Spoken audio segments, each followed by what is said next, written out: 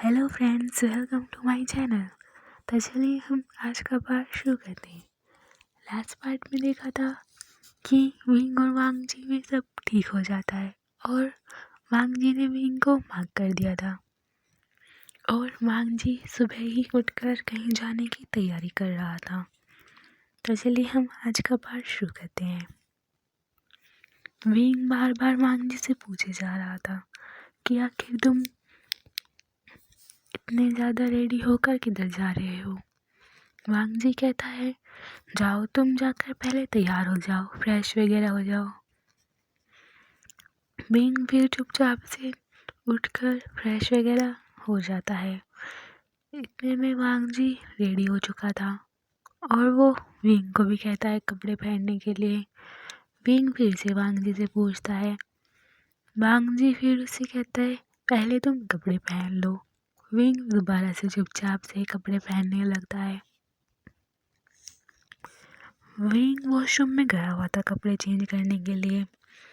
वांग जी फिर विंग को चिल्लाते हुए कहता है, जल्दी आओ, मैंने तुम्हारा नाश्ता टेबल पे लगवा दिया है, हमें जल्द से जल्द निकलना होगा।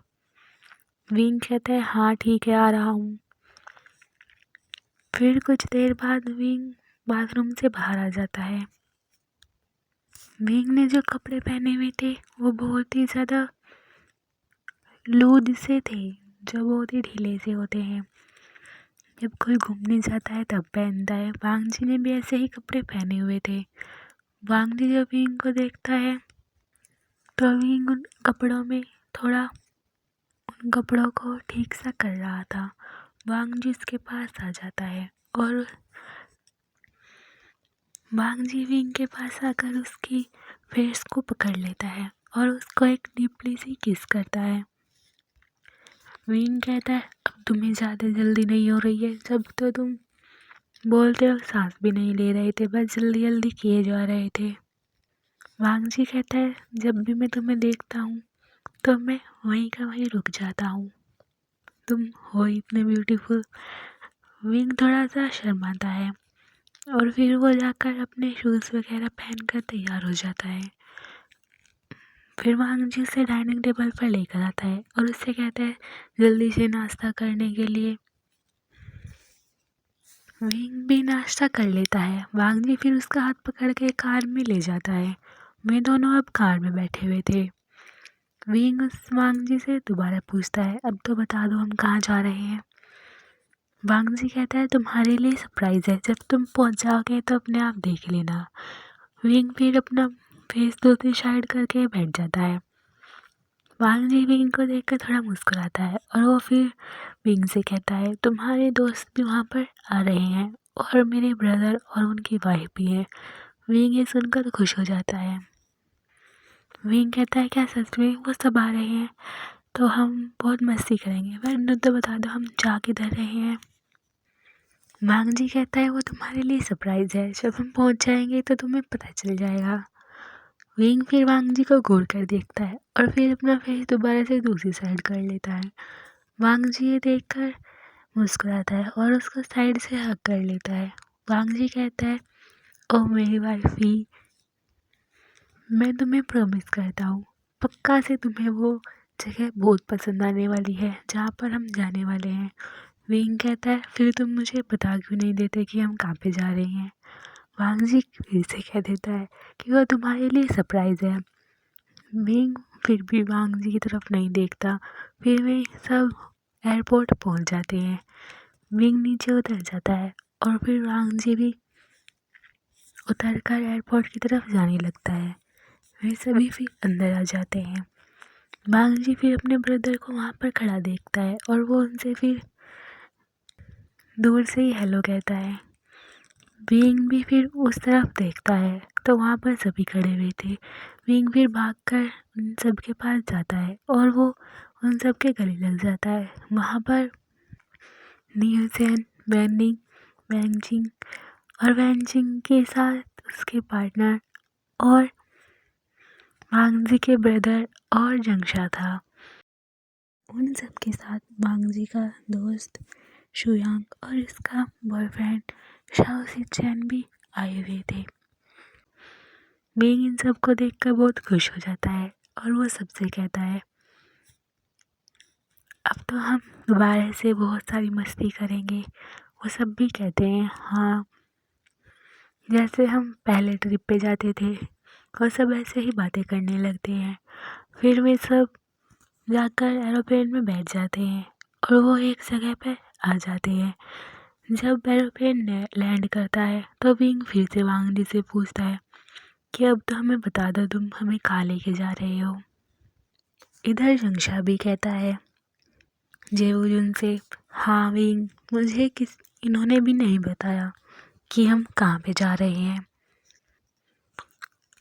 वो दोनों ही फिर से कहते हैं कि तुम्हारे लिए सरप्राइज़ है। और फिर वे सभी जाकर कार में बैठ जाते हैं, जो एक बड़ी सी कार होती है।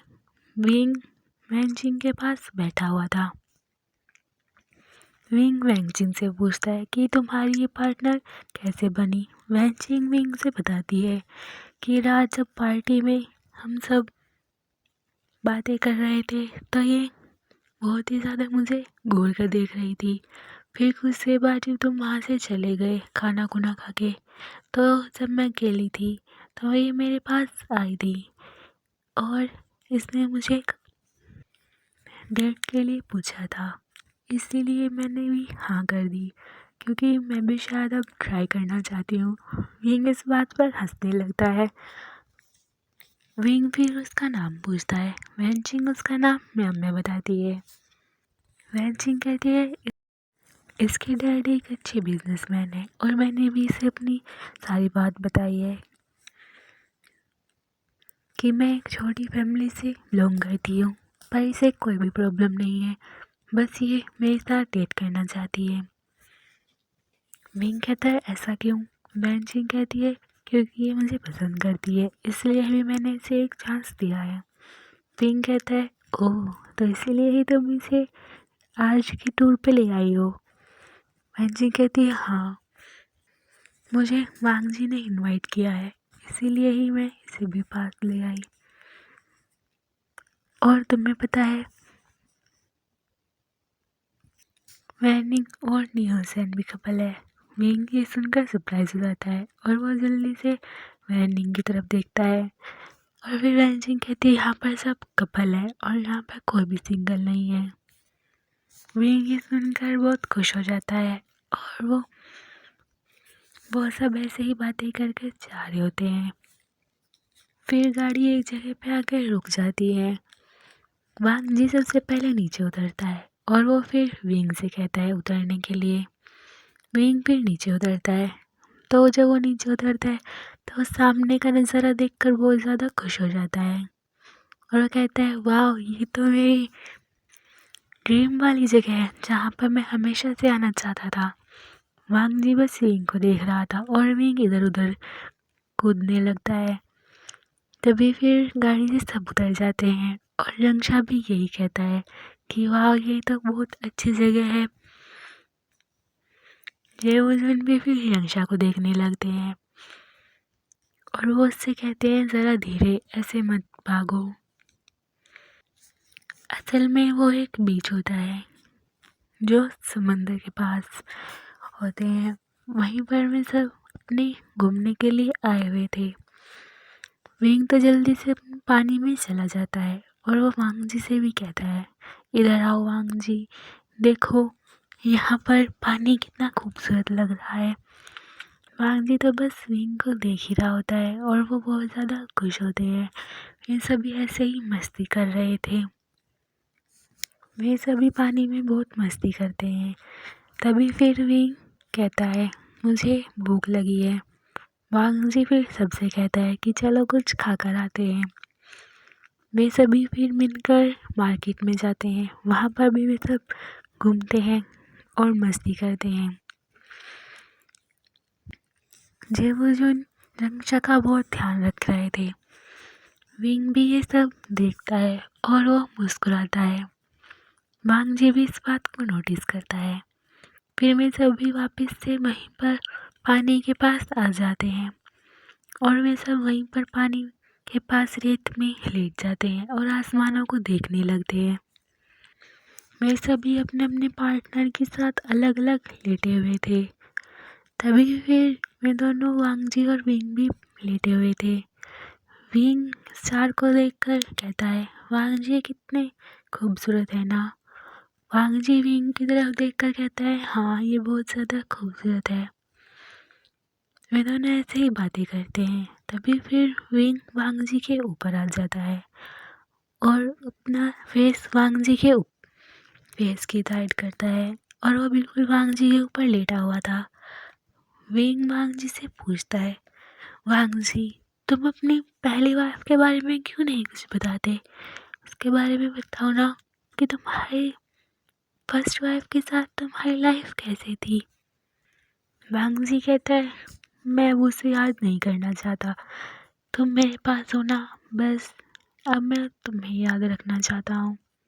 विंग कहता है, प्लीज़ मुझे बताओ ना, आखिर उनकी डेथ ऐसे ही कैसे हो गई डिलीवरी के टाइम। वांगजी फिर विंग से बताना शुरू करता है कि मेरी और उसकी शादी एक बिजनेस की वजह से हुई थी। हमारी शादी हो तो चुकी थी पर मैं उससे बिल्कुल भी प्यार नहीं करता था। फर्स्ट नाइट को ही हमारी फर्स्ट नाइट तो ठीक ठाक से गुजरी, पर फिर कुछ दिनों बाद उसने अपने रंग से दिखाने शुरू कर दिए थे। वो ड्रंक करती, पार्टीज में जाती और क्लब में जाती, बस हर वक्त अपनी फ्रेंड्स के साथ ड्रिंक करती रहती और इधर उधर घूमती रहती और रात को मेरे साथ आकर फालतू ही किसी भी बात पर झगड़ा करना शुरू कर देती। इसीलिए मैं इससे बहुत ही दूर रहने लगा था। पर जब फिर पेरेंट्स की वजह से हम पर प्रेशर आ गया कि हमें एक चाइल्ड वगैरह करना पड़ेगा, इसीलिए फिर मैंने उससे बात की और वो मान भी गई क्योंकि उसके ऊपर भी इसी बात पर प्रेशर था। फिर हमारे ये बेटी हुई, पर उससे डिलीवरी के समय उसकी डेथ हो गई। बस यही तो एक में कहानी थी। वांगजी कहते हैं, और तुम अपने पहले अल्फा के बारे में क्यों नहीं बताते? विंग ये सुनकर थोड़ा उदास हो जाता है और वो फिर अपना फेस को वांगजी की गर्दन में छुपा लेता है और वो कहता है, हमारे बारे में कुछ खास नहीं है। वांगजी कहता है, पर मैंने भी तो बताई, अब तुम्हारी बारी है, तुम्हें भी बताना पड़ेगा। विंग फिर वांगजी से बताना शुरू करता है, मेरी भी शादी ऐसे ही एक बिजनेस की वजह से हुई थी और मैंने बस पेरेंट्स की वजह से हाँ कर दी थी। मैं उसके बारे में कुछ भी नहीं जानता था। विंग ने अभी भी अपना फेस वांगजी की नेक में छुपाया हुआ था और वो कहता है, मैं उसके साथ बहुत अच्छे से रहना चाहता था। मैं उससे हमेशा ही अच्छे से बातें करता, पर वो कुछ भी रिस्पॉन्स नहीं करता था। मैं उसे कुछ भी बताऊं, पर वो हमेशा मुझे धमका देता था। कुछ दिनों तक तो ऐसे ही रहा, कुछ महीनों में बीत गए, फिर वो फिर भी मुझे डांटता और मुझसे कुछ भी काम कराने के लिए कहता। अपना सारा काम वो मुझसे ही कराता था और उसने घर के सभी नौकरों को भी निकाल दिया था। फिर कुछ दिनों में पहले तो वो मुझे बस डांटता था, पर फिर वो डांट पता नहीं क्यों उसे किसी भी बात पर गुस्सा आ जाता था और मैं भी उससे बहुत डरने लगा था और उससे दूर रहने लगा था और इसी बात पे भी उसे गुस्सा आता था और वो मुझे कभी कभी पीटने लगा था। फिर वांगजी को ये सब सुनकर बहुत गुस्सा आने लगता है और वो विंग को टाइटली से हग कर लेता है। विंग के भी आंखों में पानी आ गया था। फिर कुछ समय बाद विंग बोलना फिर से शुरू करता है। फिर एक साल गुजर जाने के बाद मैं प्रेग्नेंट हो गया। जब मुझे ये बात पता चली तो मैंने उसे बताने चाहा। फिर जब मैंने उसे बताया तो उसने विंग ये कहकर चुप हो जाता है। फिर वांग जी उससे पूछता है फिर क्या हुआ।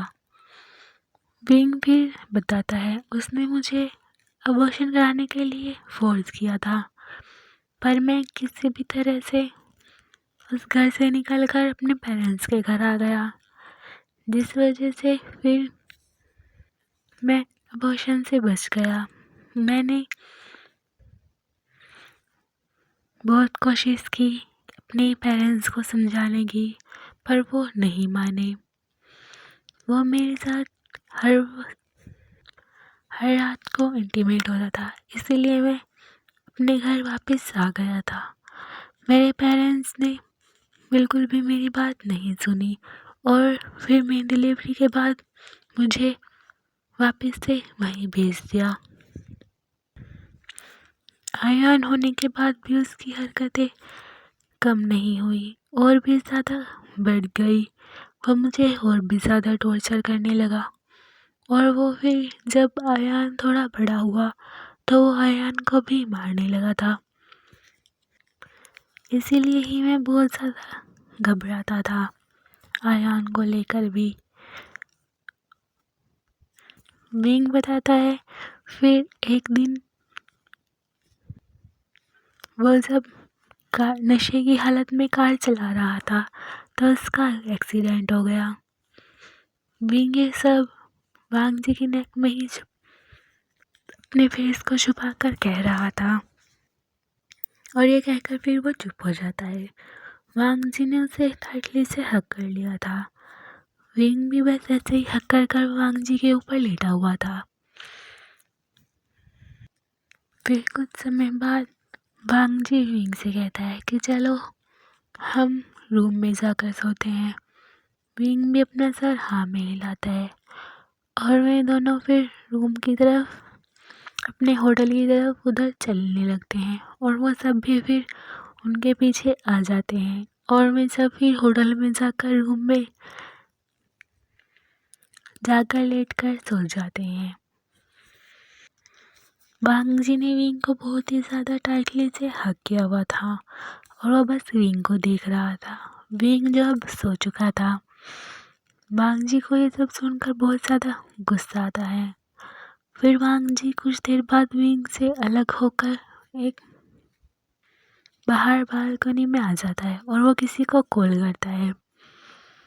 वो कॉल कर कर उस नेक्स्ट दूसरी पर्सन से कहता है अब कैसी हालत है उनकी।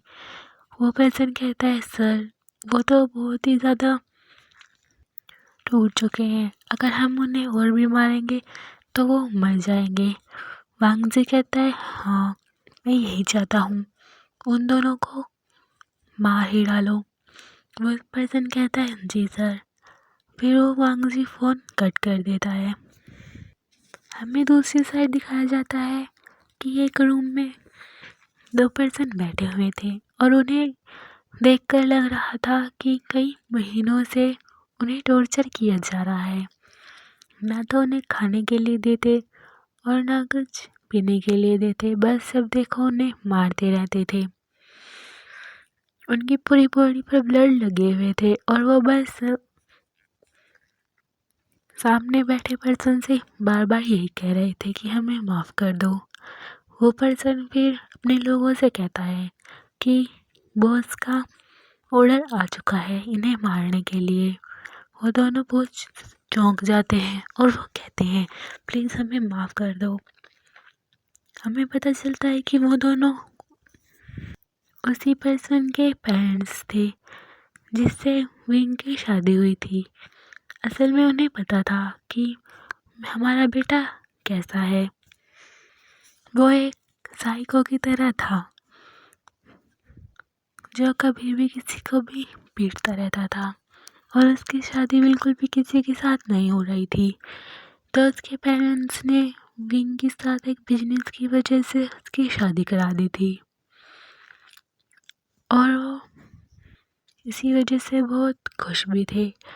पर वांग जी को फिर जब विंग मिला तो वांग जी ने फिर उस पर्सन की और विंग की लाइफ के बारे में जाना और उसे सब पता चल गया था कि वो पर्सन विंग के साथ असल में करता क्या था।